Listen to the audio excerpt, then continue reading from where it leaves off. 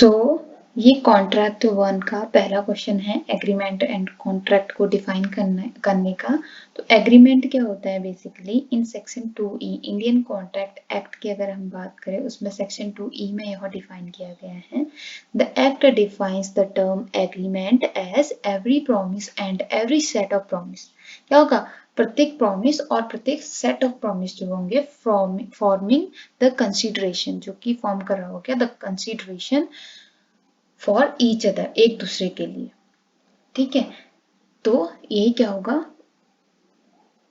Agreement होगा, agree हो रहे होंगे जहां पे पर्सन्स।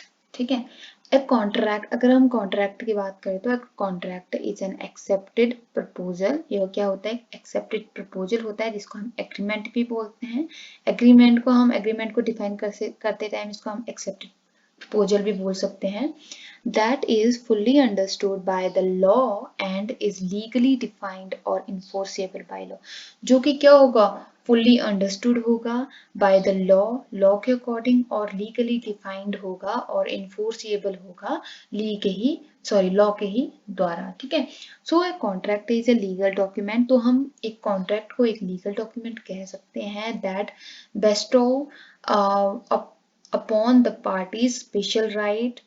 ठीक है, defined by the contract itself, जो कॉन्ट्रैक्ट में डिफाइन किया गया है, and also obligations that are introduced, defined and agreed upon by all the parties of the contract. जो कि क्या किए जाते हैं, ऑब्लिगेशन है जो कि इंट्रोड्यूस किए जाते हैं, डिफाइन किए जाते हैं, एग्री किए जाते हैं जो भी पार्टीज है उस कॉन्ट्रैक्ट में, उनके द्वारा।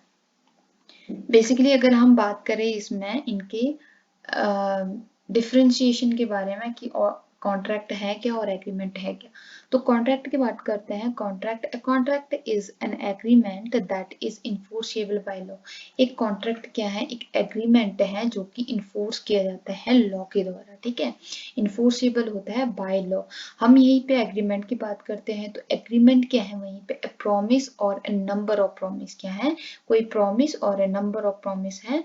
एक प्रॉमिस या एक से ज्यादा प्रॉमिसेस हो सकते हैं that are not contradicting and are accepted by the parties involved is an agreement। तो ये बोल रहा है कि जो कि contradicted नहीं हो और accepted हो, ठीक है, by the parties के द्वारा, और इन्वॉल्व इन एन एग्रीमेंट, जो इन्वॉल्व है जो एग्रीमेंट उसमें, उसके द्वारा वो क्या हो, एक्सेप्टेबल हो। दूसरे डिफरेंशिएशन की बात करते हैं। कॉन्ट्रैक्ट बोलता है कि a contract is only legally enforceable. Contract क्या होता है, केवल और केवल लीगली लॉफुली इन्फोर्सिएबल होता है।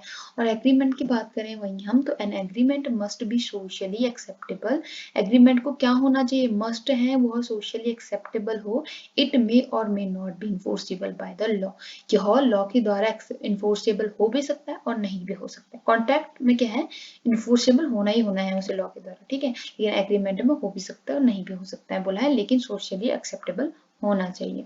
अगली डिफरेंशिएशन की बात करते हैं कॉन्ट्रैक्ट में। तो कॉन्ट्रैक्ट है, a contract has to create some legal obligation. Contract क्या करता है, इसमें सम लीगल, कुछ लीगल कानूनी जो है ऑब्लिगेशंस क्रिएट किए जाते हैं। और एग्रीमेंट की बात करें वहीं हम, तो एग्रीमेंट में क्या होता है, an agreement doesn't create any legal obligation. Agreement में कोई लीगल ऑब्लिगेशंस जो है वो क्रिएट नहीं होता है। ठीक है, कॉन्ट्रैक्ट की बात करें तो all contract are also agreement. सभी कॉन्ट्रैक्ट एक तरीके से एग्रीमेंट ही होते हैं। और अगर एग्रीमेंट की बात करें तो एन एग्रीमेंट मे और may not be a contract. कोई भी एग्रीमेंट जो है वो कॉन्ट्रैक्ट हो भी सकता है और नहीं भी हो सकता है। ठीक है, तो ये इनमें डिफरेंशिएशन था कॉमन सा। तो ये बहुत इंपॉर्टेंट है, ये क्वेश्चन आता भी है, एग्रीमेंट और ये कॉन्ट्रैक्ट को डिफाइन करना या फिर इनके बीच में डिफरेंशिएट करना। तो ये पॉइंट्स हमें याद होंगे, तो हम बेसिकली इसका आंसर बहुत आसानी से दे सकते हैं। So thank you for watching.